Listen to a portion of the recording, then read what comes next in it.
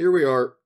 Welcome, everybody, to In the Buff. We got Chris, Cody, John, and Scott today. Okay, great. And he's done. And Check it out. That was my contribution. Chris is done with the podcast. He's going to nap for the next about 57 minutes, and then we're going to do the outro. Of course. I came with that. It was pretty good energy. You're not okay. Like, you barely even said that. You're having a hard time. Hey, guys. Chris is tired. It's Comments, a little late huh? Oh. when it's a little late when we're recording this. Especially for him. Yep. He got up at like 5 in the morning. Happy Memorial Day, like several days ago. Great. I'm going to try and speedrun the comments here, too. Great. So, where to begin? Where to begin? We should probably begin on the last comment we didn't read. That would be the proper place to start. Yeah. Definitely. That makes sense. Did we read this one about Kyle? What was it? On episode 35 of the podcast, Kyle, longtime friend of the show, could you please stop hitting me? I'm sorry. I was fixing my zipper because my zipper was touching the table, and I knew you were going to get mad if I kept making noise. It's been a while since we've all been in a room together. Okay, so like, it's just we're getting the kink out. Let's get the sexual tension out of the room. What kind of kink are we getting out? I'll say more pungent than I remembered, but we're here. Comments, huh? Yeah. Kyle says we should do a video game focused episode. Well, guess what, Kyle? You got your wish. The next episode. Wow. We did read that. Yeah. Oh, we did, didn't we? Because that was 2 episodes ago. Oh, how silly.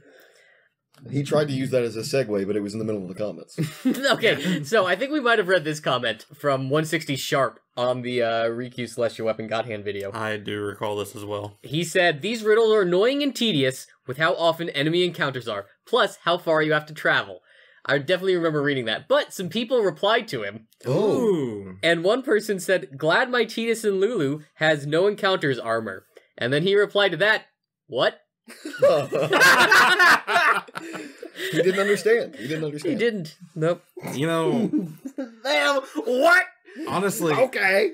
this just inspired me with an idea of we can just throw like the bots reading something, like an AI reading it, What? and we can just give different different voices to them that exact moment, and we just like compile a bunch of them for a short. Oh yeah, we could just read our comments and post them as shorts. That is, it seems like we're stealing somebody else's content and then using it as our own. No, but if they comment on our video legally, that's our content. Hell yeah. Get fucked. I think you can make Disclaimer, shorts. I'm not a lawyer, this is not legal advice. I'm not responsible for anything you do after listening to this. Terms and conditions apply, prices subject to verification, only valid in certain locations. See your website for more details. Always ask your parents before going online. Okay, I think we can now use comments in shorts. You can, yeah. Yeah.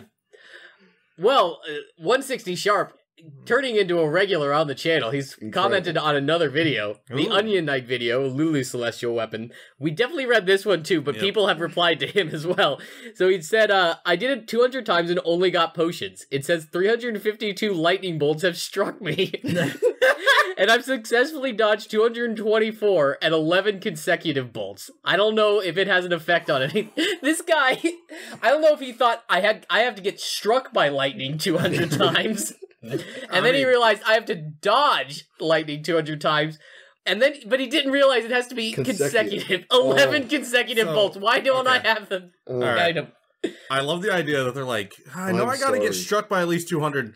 Let's do 352 just to be safe. Speaking of the Onion Knight, one of my favorite gifs of all time is the Onion Knight hopping down from Lulu's hands and slowly waddling to an enemy and hitting it for 99,000 damage. That's the final boss of the game.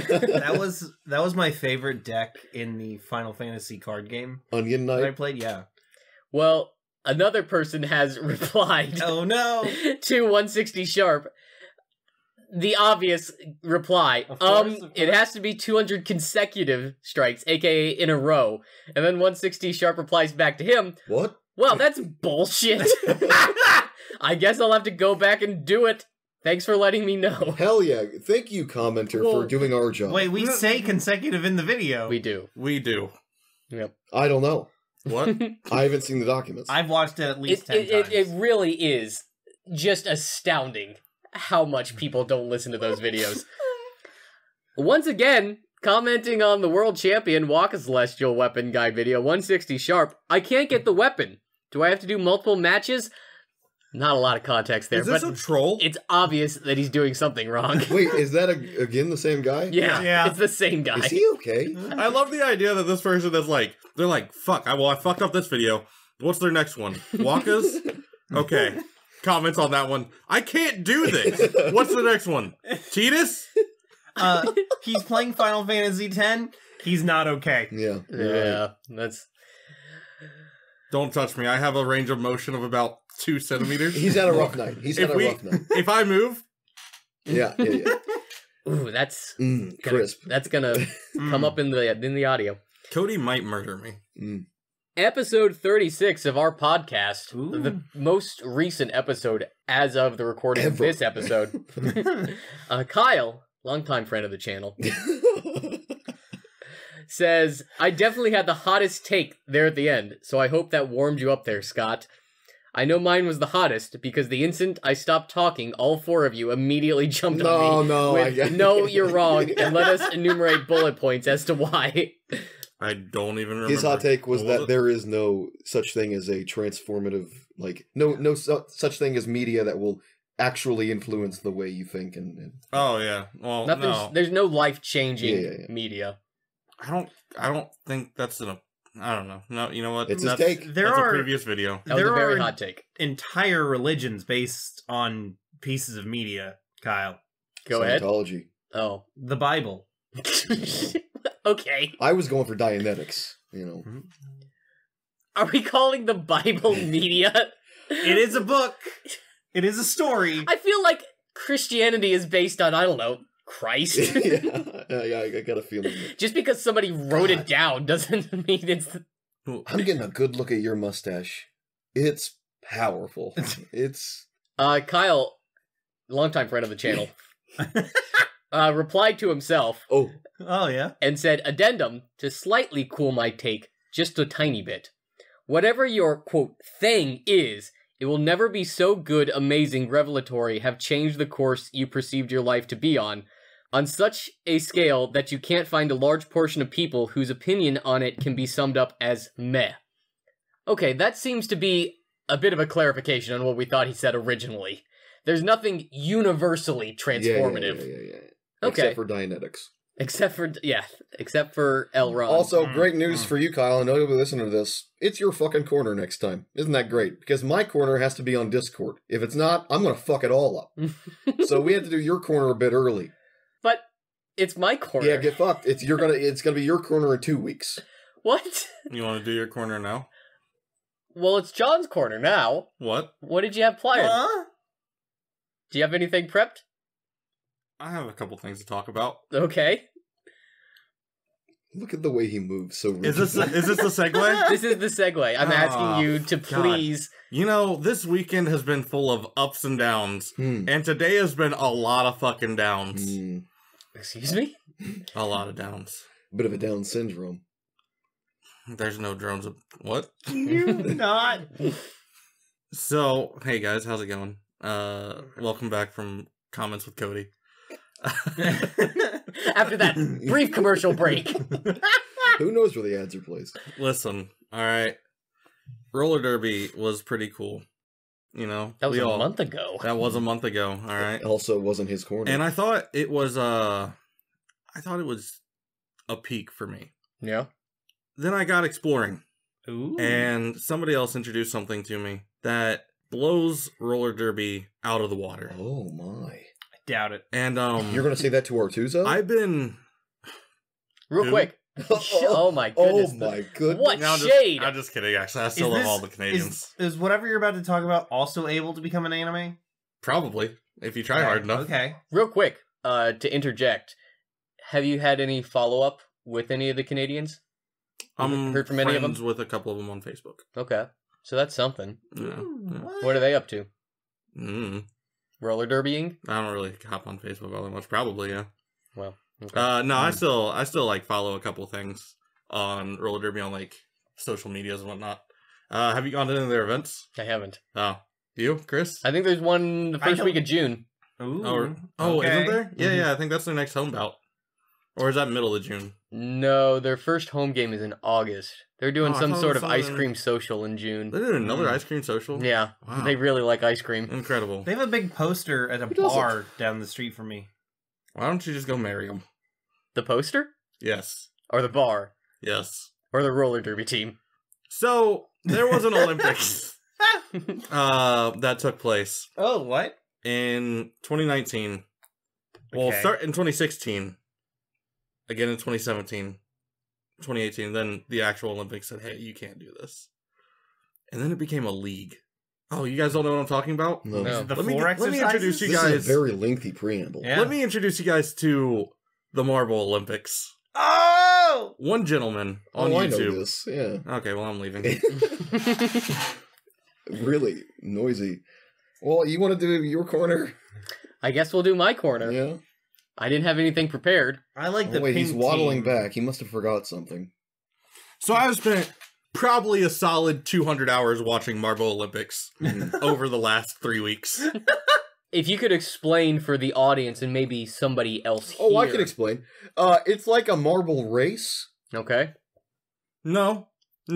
That is the Formula One marble something other. But it's on the same channel. I'm talking about the actual Marble Olympics. You have the 40-centimeter dash. You have the underwater racing bouts. The tug of wars. You have 16 teams come together once a year to fight each other to take the top marble prize. I'm going to be honest here. I'm having a little difficulty conceptualizing this Oh, really? and visualizing what you're talking about. Let me help you out a little bit. I can only Maybe imagine... this will help or it'll hurt. I don't know. I can only imagine that tug of war is taking like fishing line and taping it. One of the other. Probably your On some sort of axis. your big ones, the breakers. When you're actually playing marbles, and then you hang them over a little pole, and then whichever one falls first, not attached to the string, loses. I haven't seen anything like that. Oh, okay. And So, he's seen 200 hours. This gets pretty big because the Green Ducks hosted the 2022 Olympics. Green Ducks, my favorite team. Quack quack quack. That's their motto. Green Ducks, quack quack Okay. quack. Because they're Okay. green. Green Ducks, quack quack quack. Is there a pink team? There is All right. the Pinky Powers, Nice. and it got pretty crazy last Why year. is it the green ducks? Last year, it got pretty crazy because there was actually some of the Marble fans threw some trash on the track, and it actually stopped the Pinky Powers from being able to finish their 40-yard relay dash. That's 40 horseshit. centimeter, I forget exactly. 40 yards. And 40 centimeters is like I a forget. foot and a third. Yeah. something, yeah, It's so like that sounds about 16 right. inches. 40 Wow. That's yards. the dash? 16 inches? I mean, how far can you go as a marble, huh? Not very far, I guess. And maybe if I trained up. They got hurdles. It's there's a whole thing. How do the marbles jump? They ramp them, but no, it Seems got like the pretty. It ramp's got doing most of the it got work. pretty heated because in that relay, when that happened, the Pinky Power fans and where are they? The Savage Speeders. Those marble groups, like fan base, actually got into a fight, and the security marbles had to take care of them. They had to separate them, and fans got escorted out. Okay, now I think you're trolling us. I have seen a series called Marble Hornets. Is that related? No, that has to do with people. Not marbles. No. Encrypted. So, in all seriousness, there's a YouTube channel, Cody and Chris. I assume you haven't heard of this either. Called Gel. Jelle. I'm pretty sure it's Gel, not Jelly. I could be wrong. I don't really give that big of a shit. But he's created the Marble Olympics, where he took a huge collection of marbles, 30,000 of them, created a whole bunch of teams. They have qualifiers, they have all this stuff, and then like he creates like legitimate statistics out of it. And A lot of time on his posts hands. 4 hours of content where he makes a production style Olympics games of these marbles. Mhm. And he has like 20 different games that he plays with them. They score points, they have their relays, they have like I said, the dashes, they have the hurdles, they have this underwater racing segment, they have an outdoor thing that they do. And it's like, this guy has no friends. He probably murders people. He probably has killed people. They're hiding in his basement. Like, this man has so much time on his hands. But, like, he hired somebody to be a, like, stadium announcer that he uses, like, in the background where, like, he'll be like the shoutcaster for it. Mm-hmm. And you can hear some female voice in the background talking about who's in this race and yada yada. Yeah, yeah. And, like, it has an opening ceremony. Like, this man's gone hardcore into this and just fully built on. And I've spent 200 hours of my life over the last 4 years. Is this flat Earth propaganda? I don't know. The big What's marvel flat is called Earth? the shooter. I remembered. What? Ooh, You don't know what flat Earth is? poignant. Don't want to take one of those to school. Mm-hmm. Would you like to explain to me what flat Earth is? Because I don't got much more to go with. A flat Earth is like when the Earth is flat. Imagine a marble, Oh, yeah? right? Now you're speaking my language. Green ducks? Now imagine a marble that you've put into a hydraulic press. It would just shatter, surely. Surely. Did you just disprove flat Earth? Flat Earth is wrong. Suck Well- it, libtard. The predominant demographic Yep. that believes in flat Earth. There is merch that you can buy Okay. for your teams. Are you about to reveal to us your merch that you bought? No, I didn't realize it was my corner this week, so it didn't get here in time. Ah. There is something that I can respect about committing to the bit. Especially committing to a bit that isn't that funny to begin with. Mm-hmm. It's like that one video I showed you guys a long time ago of it was the Fellowship of the Ring, but every time Sam takes a step, he says it's the furthest away from home he's ever been. And the video is 9 hours long. And like it can only be a product of lockdown from the COVID years. Absolutely. Nobody else has that kind of time. I'm also getting shades of Z Frank, Yeah. the guy who, like, at the very least, unlike what you said, Z Frank, especially in the beginning, in my opinion, was quite funny. Mm-hmm. Him yelling about, snails being disgusting or whatever the fuck. But he's kept making them, Yeah. and they're just kind of all the same joke. It's just the joke is that a man is... It's what, I guess the joke is, like, what if David Attenborough were a drunken, asshole? And the joke, I guess it's Morgan Freeman as the voice is doing. Yeah. Either way, the joke is that we're maintained the same, and it's just kind of like, I get it, Frank. Yeah. I get it. We're there. And somehow every animal is able to be turned into a penis joke. Somehow. Yeah. It's like, look how weird this animal is. Yep.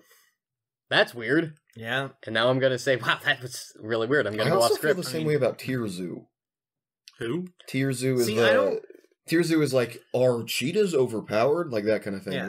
where it turns nature into a game, as if it were like an RPG. You might like it Gives them because all of stats. his special effects are RuneScape bits. So Sure, yeah, gotta that's be- why he might like it. The weird thing is though, like I got really into Tier Zoo when I first found them, but I don't watch Tier Zoo anymore. But He's still making videos. I still watch Frank. Like So- every so new you video. said Z Frank. I You always said thought it was Z Frank. Frank. I call it Zafrank. Wow, That's not what you okay. said before. Yep. I think it's Zay Frank. I don't know.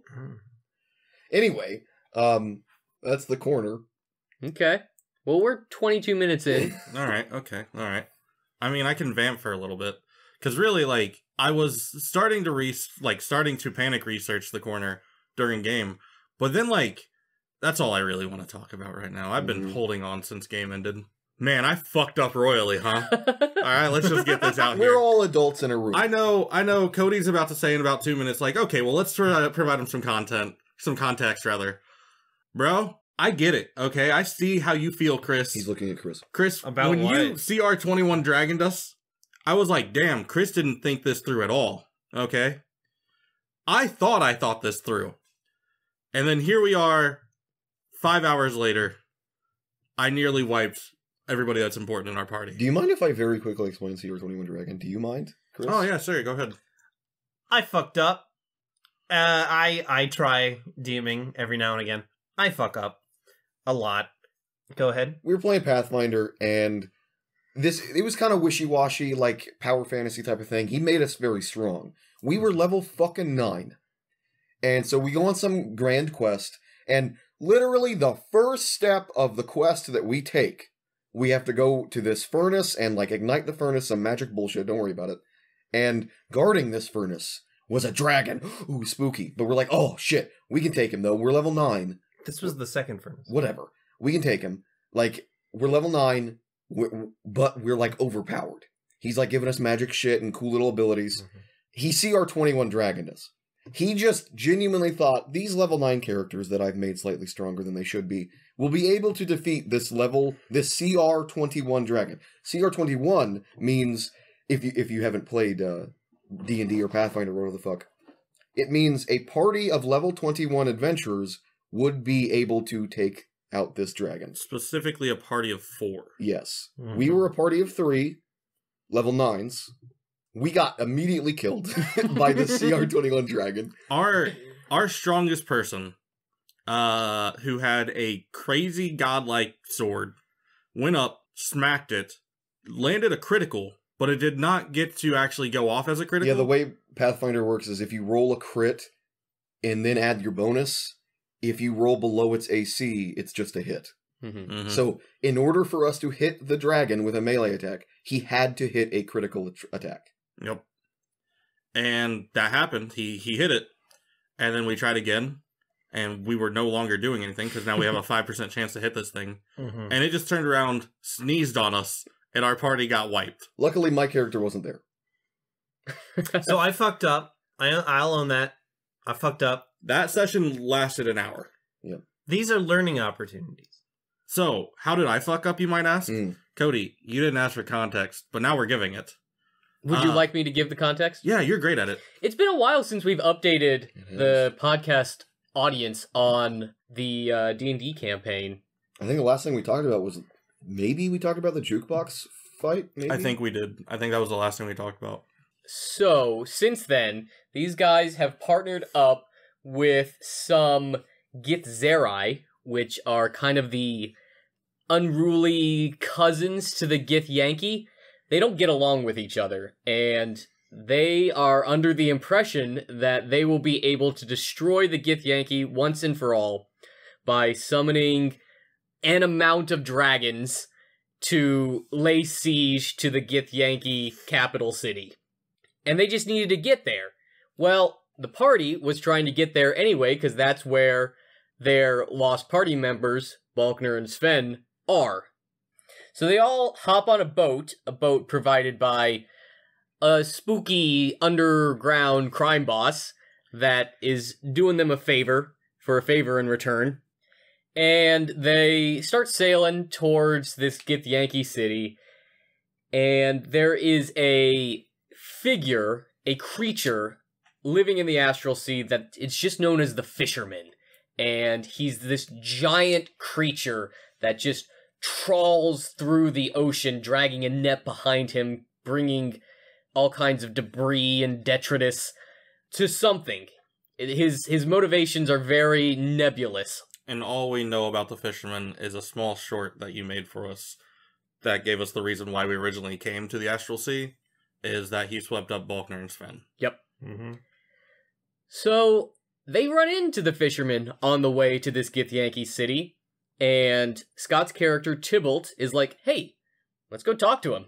He had this assumption that he might be a giant, and Tybalt's... Capital G giant. Capital G giant, which the giants in my world are like gods, and Tybalt is a descendant of one of the race that the gods created. The giants created. And so he speaks giant, and he's like, hey, maybe this is like an actual god. Yeah.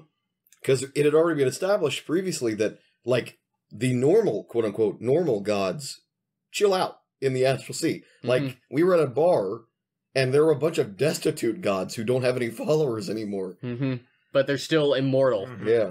But yeah, because gods get their power from the amount of worship that they receive. These guys don't have any worshippers, so they're just like beggars. Yeah. Please, Please give me some worship. Yo, Like, dog, you got any genuinely. dust? They were getting like harassed and just like asking for a couple of prayers. Hey, can I get a blessing? Hey, bud, can I just get a blessing real quick? It was like that. Some guy approached us while we were eating dinner. I like the idea that like that god that's just like he's very like thin. You can see his ribs. He fucking sneezes and somebody's like, "Bless you," and he's like, "Oh, fuck yes!" Thank you. I love how you're the worshipping of the giants because you're a descendant of them is like ancestor worship. Kind of.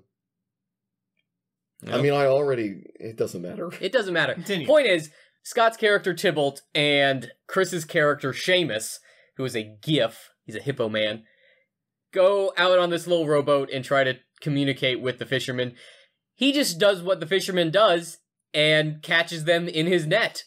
And so now they're trapped, going somewhere, but it seems to be in the same direction as this Githyanki city. They get to the Githyanki city, and they aren't immediately attacked because the ship that the crime boss has loaned them is actually a Githyanki ship that he acquisitioned, let's say. Yes.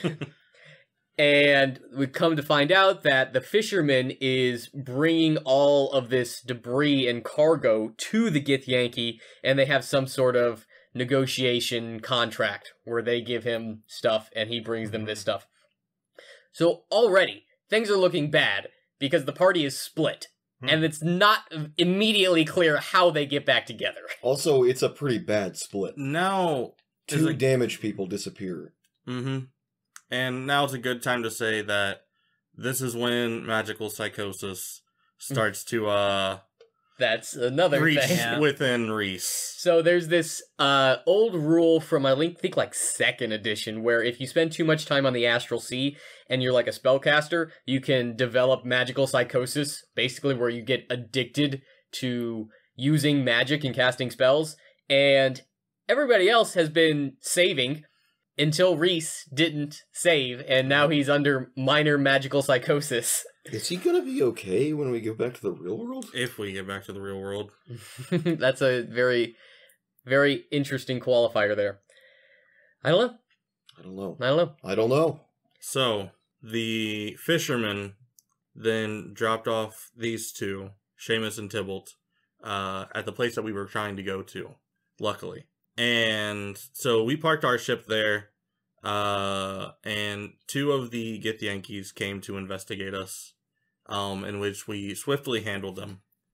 That was great. However, it then left me thinking, oh, we can do more with this. And we tried to. We pursued that avenue. What we ended up doing was we pulled a couple of strings, made a handful of us look like Yankees, and proceeded to sneak into this base so that we could disrupt their communications and try to make a scene, but do it in a way that we can safely escape. Meanwhile, Tybalt and Seamus were being auctioned off, or not auctioned off, they were being invested, yes. Sponsored, that's a good word. Mm-hmm. Because they're going into the fight pits where Balkner's at. Did we say that Sven died? Sven died. Sven died. Did you know that, Chris? Yeah. Oh, okay. Off camera, No, Sven died. We announced it because I said how I cried. Oh, yeah, That's that's right. right. Yep. I learned about it. Yep. I'll never forget when you cry. I I can't remember stop every looking moment at- you I cry. cannot stop looking at his mustache. So that's everything was actually going great for Tybalt and Seamus. Because they're going to where they need to be going. Yeah. Maybe under some duress, but we might be reuniting the party. It's not the ideal way to get there, but they're getting there. It's a way to get there. Exactly. Mm-hmm. So then that cut back to the rest of the session with us. We had Reese, who takes leadership role when Tybalt is not around. He's who's vice already in a bad mental state. Yeah. And we decide that this is a good idea. Honestly, I'm not going to fully backtrack because I really enjoy going just like... I really enjoy doing the stupid stuff that we do. But I think I would have played Reese differently if it wasn't for what he's going through right now. Did you CR21 dragging yourself? So we sneak into this base We make it past 4 guards, and I'm like, that's a pretty big number, but I think as soon as we get through this door, we're fine. We step through this door. Reese is, by the way, hiding in a backpack because he's too small to make look like a Gith Yankee. So we have Reese, Andy's character, Elizabeth, who is a, what is she? She's a Twilight cleric. Yes. We have Andreas, which is Justin's character, which is another cleric. He's Path to the Grave cleric, right? Mm-hmm. Grave cleric. And you also have 4 of the Githzerai monks. Yes. That were part of your crew. So I thought we were packing some heat. Also, we had just been shown that the leader of the Zerai fucks shit up. Yep. He is like a very high-level caster of some kind. Mm-hmm. And so we see these 4 guys, and we're like, oh, that's not a crazy amount. As soon as we go through these doors, it shouldn't be too bad. We go through the doors, there's like 4 more, and I'm like, all right, this number's starting to get a little intimidating. Then he puts down like 20 fucking pieces. Yeah. And we get to the room that we wanted to get to disrupt the communications. And our goal was disrupt communications, GTA a ship, get the fuck out of there, cause a distraction, while the big Githzerai get to summon a dragon or multiple dragons. Grand Theft Starjammer. Grand Theft Starjammer. We get in there. Or was it Spelljammer? Spelljammer. And one of the Gith Yankees are like, hey, you got that paperwork, bud? Well, the reason that is relevant is because you guys are impersonating the 2 inspectors that came to inspect your ship. Who are now dead. And didn't write up the cargo inspection manifest report. Fucking bureaucracy. Yep. And so you guys get back super quick, and everybody's like, wow, that cargo inspection must have just, gone by real quick. And they're just like, yes, that is correct. They had nothing. And now that I think about it, I was like, hey, let's like take like a short rest. Let's do that.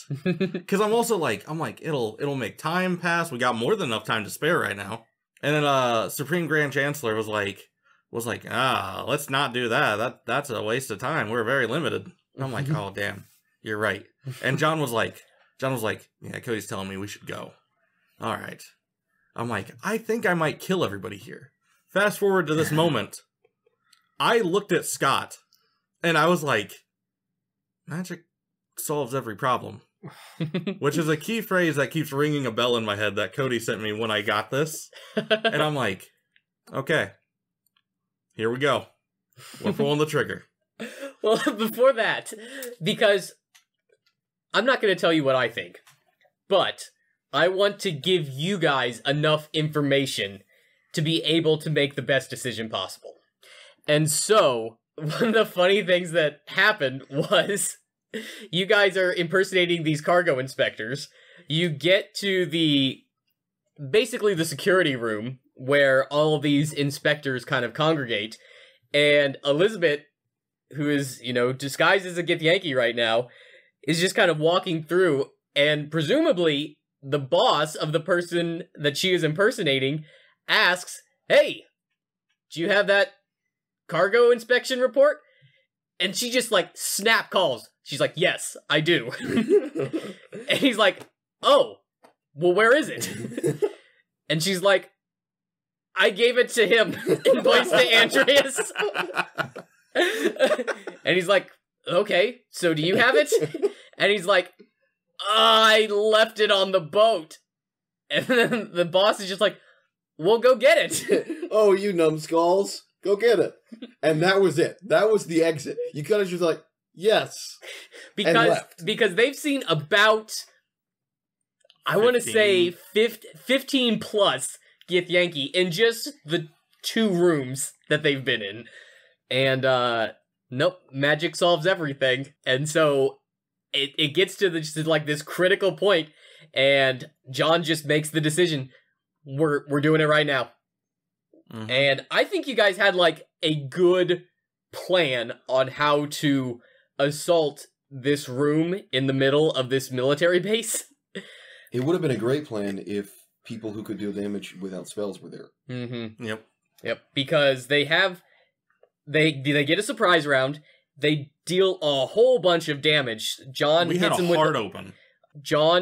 with a 5th level fireball, Yeah. The only fireball he's ever got to cast. Is it gone now? That's it? I think that's everything. It's a consumable. I was going to say, so like we talked before, because I couldn't remember what all items I got from the Astral Market. Mm-hmm.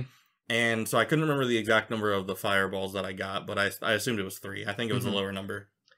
No, I think it was 3. And so they come out swinging, hit hard, and then Andreas casts silence in the room so that nobody outside of the room can hear what's going on. And then the Gith Yankee got their turns. And they were pretty strong. There was a world that I thought, I'm like, these are the guys behind the computer screen. Like, these are the guys who aren't gonna be that strong. To truncate this a bit, one of the 4 monks that they had brought into the room with them got turned into money. She was cleaved in twain. He was cleaved in twain and turned into the currency they use in the Astral Sea. Which is dust. And I don't know what the fuck's up with that. Like, the Gith Yankee we killed didn't do that, right? No. So, is that like a thing they're doing with their weapons? Do their weapons turn people into money? What's up with that? Do the Zerai just turn into the dust? And I don't know what the fuck's up with that. I don't know if it's their magical weapons. This is the first time we've seen that happen, I think. Right? That's the first time that it's happened. So it's either a Zerai thing or something's going on with their weapons. Mm-hmm. And everybody's using silver weapons, and that weirds me out. And I asked like, if anything, maybe you got to attune to the weapon? Maybe. I didn't think to look to see if it was magical or anything. I'll tell you this. It's a very specific set of circumstances that does that. Mm-hmm. And it just so happened that those particular circumstances happened right then. And Brother Cantilever was no more. Functionally, did he like collapse in on himself? I like to think it kind of just his whole body just like flashed to dust. Oh, just an immediate burst. Mm-hmm. See, yeah. I imagine like the slice went through, and then you see him like almost like Thanos snap, get dusted and just start to like pour out from where the slashes happened, and then like up and down his body the rest of the way. You're allowed to think that. Not anymore. Thank you for permission. So we now went down to 6 guys, and we had not taken out a single person yet.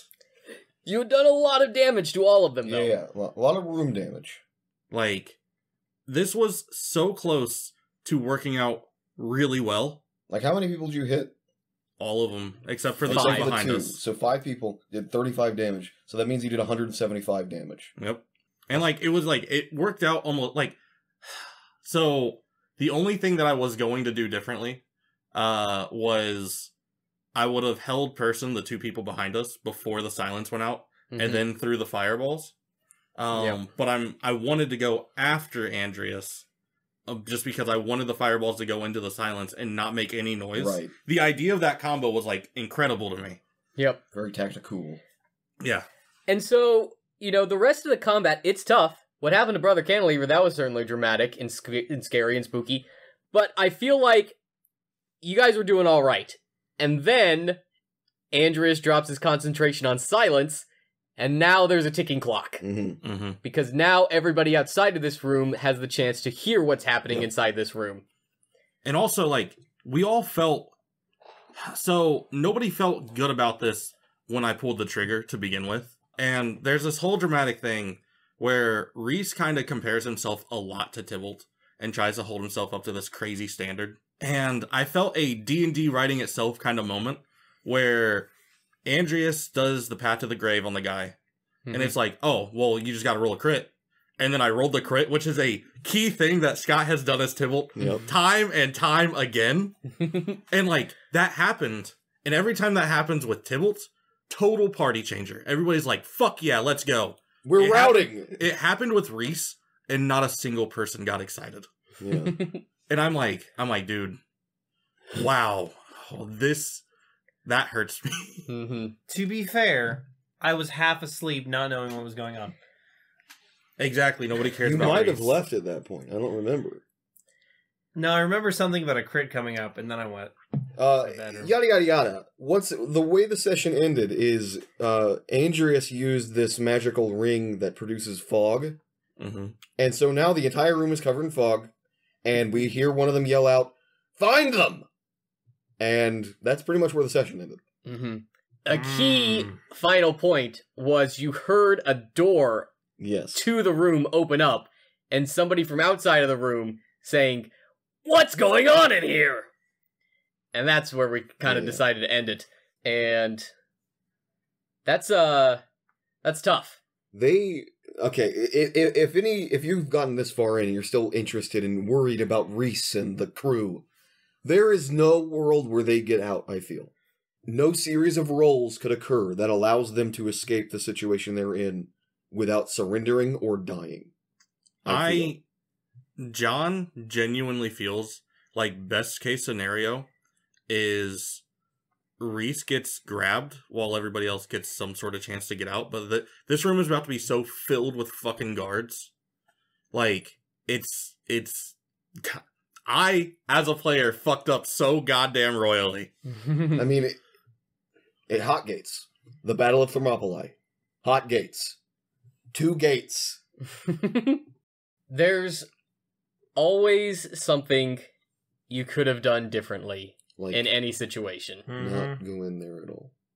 Not go talk to the fisherman. Even though that arguably got me exactly where I wanted to go. Almost faster. Mm-hmm. And it was an ego boost. They paid like 3-4 blue for me, and I did nothing. I love the idea that you were over here just like, you didn't actually flex or anything. You just made your character fucking stand there like a douchebag. But like, there's this whole auction where people are basically throwing money at you. And then it cuts to Reese and Andreas and Elizabeth. And it's like, dead silence because the silence spell is up. But like, you see this whole fight happening. like Reese fucking green flame blades this dude, like does a shit ton of damage to him. But then it cuts back to them and they're like, I'd like two blue dust on Blondie Prince here. Then like fucking Zerai gets cut in half and dusted. Yeah. But imagine how much they would have paid if I had like done something. Yeah.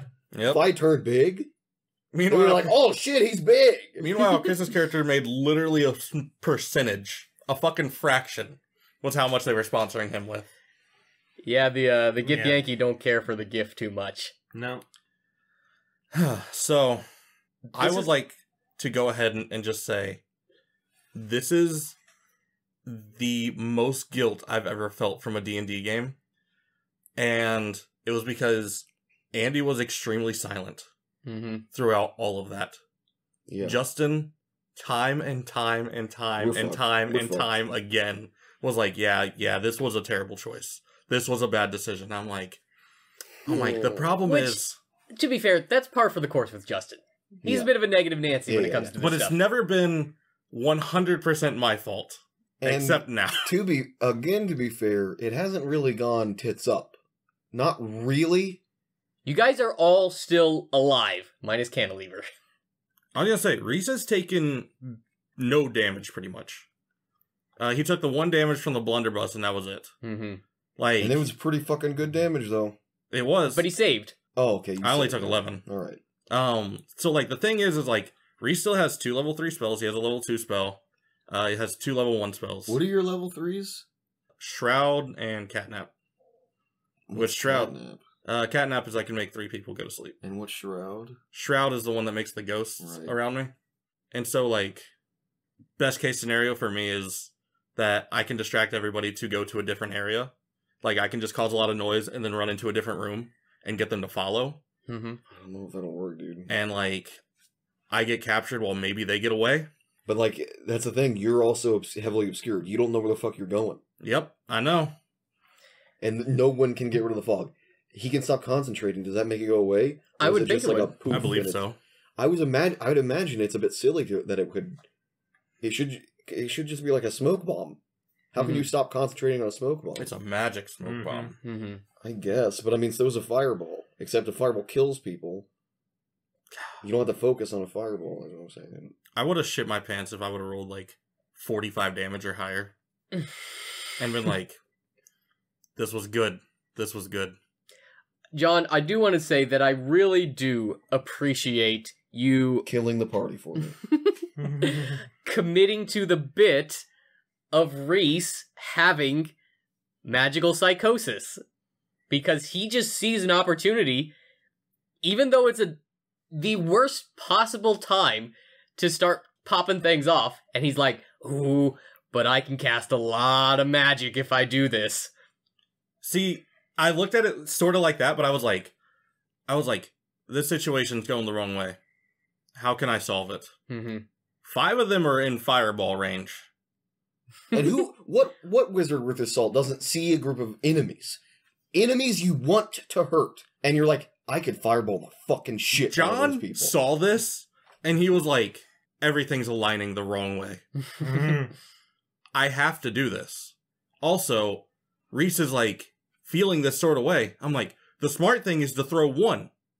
And then throw a second one on the next turn, and throw another one on the third turn. No. And that's so much more damage. Was that 15 rather than 10? Yeah. It would have been... So, the base damage is 8d6. Oh, so it would have been 24d6. Why the fuck did you throw all 3? Because Reese wants to use magic. You're so wrong! What in the fuck have you done? I was thinking like, oh, I'd go from 5d6 to 5d6, 5d6. No, you telling me you could have done 8d6 3 fucking times? Yep. And you went for 10d6 once? Yep. Great. Because I stuck to the character. I'm like, oh, what's an immediate solution for this? He's got to reach that next high. Let's blow the goddamn load. Could have been 24d6. But it probably wouldn't have been safe because as soon as that happened, the other monks ran in. Reese does. Everybody's lives is They in turn his to hand. money when they die. I saw that with my own eyes. You guys... You're doing great. Things are bleak. But because I can... Bleak Butt was my nickname in college. Bleak Butt. You didn't go to college. Yeah. It was just a joke, John. He was saying that for me. Sorry, I'm really just on edge right now. Yeah. Because I can see the Matrix from behind the screen, I see scenarios all over the place where things will be not fine, but everybody might survive. Oh, that's great. Maybe elucidate? Huh? Well, that's spoiling the fun. Yes. I think you guys... You see that curtain right there, Cody? Mm-hmm. Imagine that curtain. But everywhere. Everywhere. That's like the Red Room. Everything's obscured.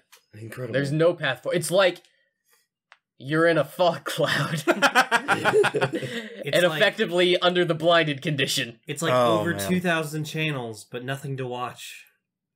And they're all static. And you have HBO Max. It's just Max now.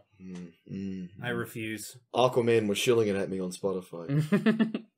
I know I say it. I know it sounds trite. But you guys are doing great. I don't see a world where we get out of this without somebody dying. Okay. Well, maybe have a little bit more of a positive attitude. On the flip side, I feel kind of excited. Like, I feel like I'm having a weird anime adventure with Tybalt. Even if the worst happens. With your hippo companion? Yeah, sure. He's like present. He also has a fucking stick in him. I'm hoping I find Bulkner. We didn't really get to that. As soon as the door was open to show where the gladiators, I don't know what else to call them, would be kept, we switched over to what the shit show that we just explained to you. And so I don't know if Bulkner's going to be there. I don't know if he's in a different room. Maybe, like they mentioned Zephyr something. They said Zephyr. Zephyr? Yeah. I'm like, is that Bulkner? Are they talking about Bulkner? Is he that like much of a hot ticket That's item? what I was wondering. To explain to the audience if you're that invested. The rest of them overheard a conversation between two Yankees saying, think about... what the fuck did they say? So the original plan was that John's character, Reese, was going to be a prisoner that the crew of the ship they were coming in on captured and were going to send to the fighting pits. Right. And so, in order to trick these two cargo inspectors that came to their ship at the beginning of the session, they threw Reese in the brig of their ship and then lured these two Githyanki down to the bottom hold, which is another funny bit. But they see Reese and they're like, oh, he's a tiny guy. He doesn't look like he'd be a very good fighter. But then we're like, but Zephyr was also that small and he's a bit of a star now. Yeah. Which, that part of your plan was great because Andreas is disguised as a Githyanki, and he lures these two cargo inspectors onto the hold to go check out Reese, who they think is a prisoner, and he takes them below deck, and I think there's 15. No, I think there's 10. There's 10 of these Githzerai monks. Oh my god, there's only 10. And now there's gonna be 6. Because 2 of them died to the Thrycreen on the way here. 4 of them are gonna die to this fucking plan. Well, suffice to say, these 2 cargo inspectors arrived when they were all having, like, a group meeting, and they needed to improvise something, so Andreas brings them down to the cargo hold and takes them to the brig, but if the inspectors would have just looked right instead of left, they would have just seen 10 Githzerai, all just disguised, just like standing there T-posing. I like the idea as well, like in my head, the Zerai are like nerdy and losers. And I like the idea that they just kind of like they're like they sound like Minecraft villagers. Yeah, they're like waddling toward the brig, and the Yankees are like, all right, get them up, like to Reese, like, oh, get them on our shoulders, we'll take them in. What are you guys doing? No. And they're just like they just look behind them, and they're all in this like tiny little hallway, just like pressing up on these 2 Githyanki, like and they're just like, what the fuck? And then they all just like cast hold person on them. It's like when the penguins ain't the penguin in. It's exactly like that. Yeah, the Batman movie. Oh yeah. The vulture in it. He's back to wanting to be asleep. He's back. I see that. Nah. So. You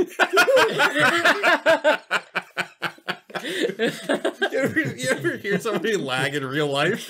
Yeah, all the time around Chris. All the time. The thing is, Chris, you don't have to lie for very much longer. We're near the end of the episode. Yeah. So let's talk about maybe some future predictions about what will happen. We had this like funny scenario where Tybalt, Scott's character, is just in the fighting pits now, waiting for the plan to pop off, and in reality, Reese and Elizabeth and Andreas are just dead on the floor, and he just like spends the rest of his days as a pit fighter. And the implication any day now when you guys left, right, was they're starting the ritual. My memory serves that he said, "Okay, like we'll look for the sign to start casting the ritual because it's going to take longer." What sign? With 6 people. Well, I'm hoping they understand that all of the guards rushing in is a good sign. I'm hoping. Because they're like, he's probably like, man, I shook his head and everything. And I was like, all right, good luck out there. We're fucked. It's all fucked. Oh, with Reese's last breath, he cast that final sending spell. And he's like, do it. So Dragon. Rock the dragon. You have 25 words. Fuck these bitches up. Okay. We'll be there in 1 hour and 27 minutes. No, the way I prepped it was, you guys are like, hey, how long is this ritual going to take? And me, as the Supreme Grand Master, was like, well, you see, because our Almighty God Zerth is watching our thoughts and our actions and our prayers, the ritual, I believe, will be completed precisely when it needs to be. God damn. And that was just me basically just metagaming it, where just like, it's gonna happen at the most opportune time. Yes. And that, I could just explain that away, is that's just how the Astral Sea works. Sure. It's all kind of weird and crazy here. So, because of how weird and nerdy they are, and because of how weird and nerdy I am, right? I figured you already have your ritual already planned, like what's gonna happen. But I just love the idea of us just sitting here and it's like, you feel this otherworldly presence from over there, and you're just cut over to the Grand Chancellor Master person, and he's just like reciting the whole spiel Merrick has about the winged dragon of Ra. Well, the thing is that the Githzerai have been kind of cagey about this ritual the entire time. And so there's just kind of this underlying assumption that maybe it's not going to work. Yeah. Maybe they're just misunderstood. I will now sacrifice my swordsman of Landstar, my baby dragon, and my mystical elf in order to summon the winged dragon of Mora. I can't. I don't have it memorized. Okay, that's great. I mean, hey, You know what that does. I think, like, I'm trying to imagine all these scenarios where they fuck up. Like, are they summoning it inside of the ship? Like, does it just come out of the ship and rip the ship apart? I don't even And then, think like, they know. you just see them fall? Like, What if they summon the dragon and the dragon's just like, oh, these guys worship me. I'm just gonna fucking kill you guys. no, not even that. The dragon's just a fucking wild animal that eats them. What if it's like a young dragon or like an egg? It's not even like a big ancient thing that can do anything. Well, Or, like, what if it's, like, 4 or 5 dragons, but they all fucking hate each other, so they fight each other? oh, that'd be Or pretty cool. what if there are just no dragons? Yeah, no Or dragons. there's just no dragons. What if it's a pseudo dragon? That thing can't do dick. What if it's a dragon, as in like it's an on, which is a monster dressed in dragon? Wow. And the book is just like, they misunderstood the title. Shit, there's a hyphen. Shit. Oh. I did not expect that. So, like, The bake sale What- was for naught. what's your prediction? Because you have a lot writing on them actually summoning a dragon here. Yep. An amount of dragons. I'm hoping Bulkner is there. Worst case scenario prediction for me, you guys, it all goes tits up. You're done. You're just done and out. Worst case scenario. And then I have to organize, Bulker and I have to organize an escape. Somehow. I don't know, like, we're gonna have to use the fracas of hopefully the dragon showing up. Yep. My prediction is that you guys will surrender and hopefully be taken to where I am. See, Reese still has so much fucking fight left in him. Because, like, his strongest combo is smoke the pipe, cast that shroud, and then bounce back and forth and throw out the Gems Magic Missiles. That is my highest damage output. And I can keep that up for, like, 4 rounds. And with that, it's a one-person hallway. And it slows their movement, all that stuff. So, like, I can give people an opportunity to escape that way if they want to go that way. But I don't see a world where Reese gets out of this. I'm sorry to hear that. I don't know. I don't know. I don't know. I think, genuinely, and I hope this doesn't sway anything that you do, if Andreas or Elizabeth dies, Reese fights to his last breath. Good to know. You guys killed the boss. You guys killed their boss. They're not just like, even if you're like, all right, okay, all right, the game's over, I'm sorry. They're not gonna like fucking like, they're gonna kill you. Yeah. You guys are also carrying something that they might not care too much to find on your person. One of you is. Oh, Yep. the Bit of- worm. Bit of contraband. Mm. What the Gith Yankee hate more than anything is the mind flayers, and that's who gave you the ship.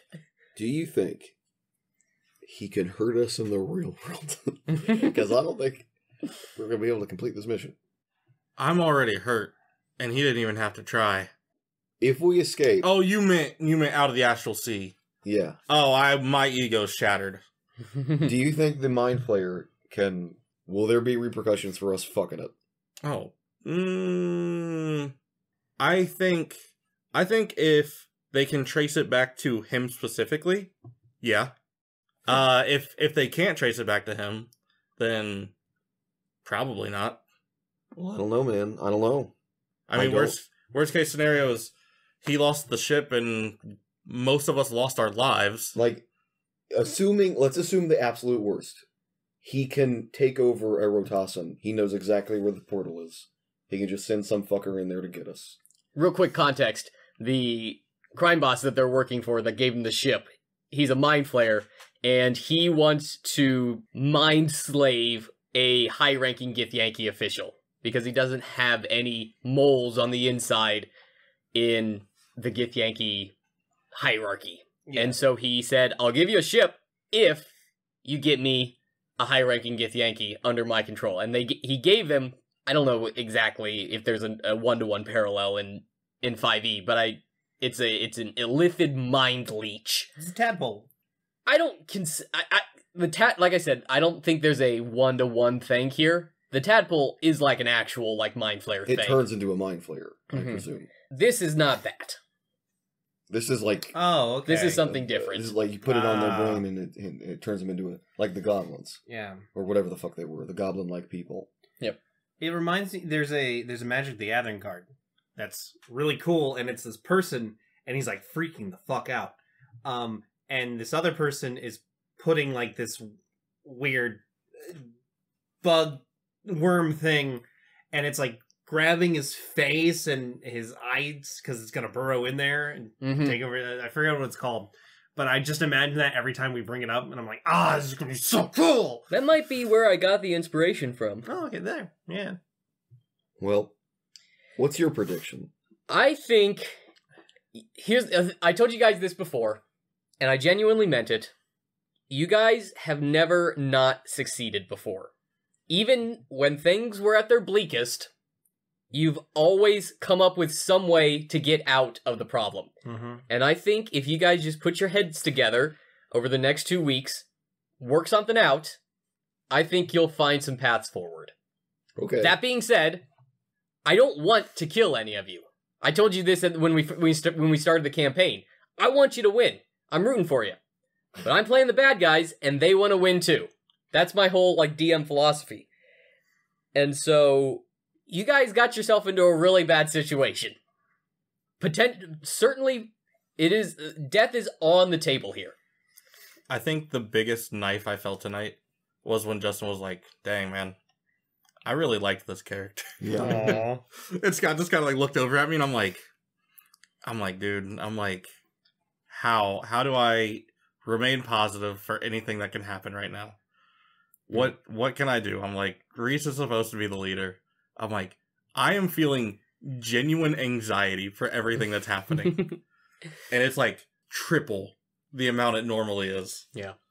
The tricky thing, for me at least, especially when prepping this, the thing that makes me feel bad is how I am going to balance what you three are doing and what Scott and Chris are doing.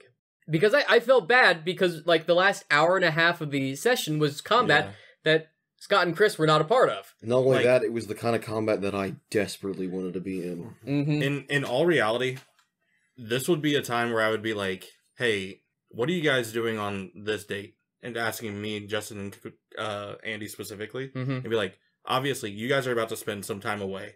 And this could be a 2-hour us get-together thing, or it could be a full-ass session. I'm not sure. Because who knows what all combat we're about to get into. But it's almost, I like it almost better that, like, they're fully out of the loop on it. Because they have no idea. Yeah. And then, like, whatever they're doing, you know, same exact thing. Like, we have no idea what's about to happen. I think just talking about it over the past, hour or so will help. Because it will start making you ask questions about, like, what could we have done differently? And if you can see where possible mistakes might have been made, then you can learn to avoid them in the future. Well, that was a great corner about marbles. That was a good 12-minute corner about marbles. You know how in the last episode you were like, I really want to get back to a different thing. I want to have a boring ass corner again. I was like, oh man, I got you, bro. Yeah. I felt like I've had some solid corners the last few times. The tournament was a high point of the podcast, I think. So you don't owe anybody anything. The corner that's bubbling, or like there's a frothing, seething corner that's coming in 3 weeks. And I'm intimidated by it. Is it Chris's corner? No, mine. Oh. What? I'm intimidated. By Chris's corner? Mine. Oh. Send us home, Chris. By Chris's corner? What? Mine. From my sleepy time to yours. Good night, everybody. He fell asleep Oh. halfway through that. I think he actually did. What? I could see it.